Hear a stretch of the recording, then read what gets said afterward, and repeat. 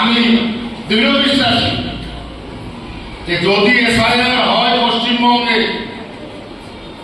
1 থেকে 1 কোটি 20 লক্ষ, আবার বলছি, মমতা বন্দ্যোপাধ্যায় আমার এই কথার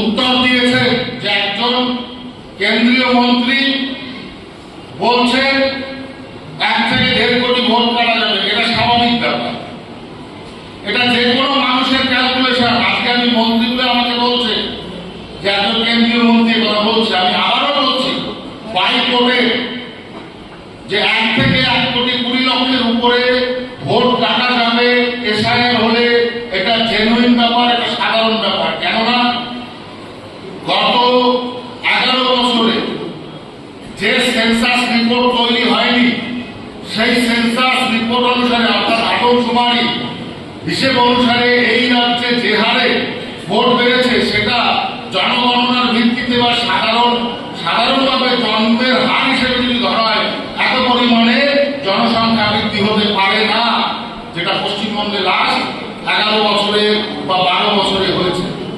এই সময় কোন সরকার ছিল? 11 থেকে 12 বছর ধরে 2011 পরে টিএমসি সরকার।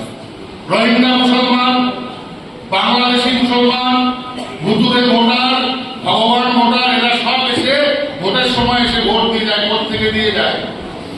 আর আমি লজ্জায় বাঁচি না, এই কারণে টিএমসির নেতারা গলা ফাটিয়ে বলছে যে এসআইআর করা যাবে না। কেন ভাই এসআইআর করা যাবে না?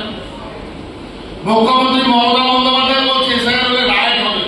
একজন মুখ্যমন্ত্রী তিনি একজন সরকারি একটা গভর্নমেন্টের মুখ্য, এবং সেখানে তিনি বলছেন যে এসআইআর করতে দেবেন না।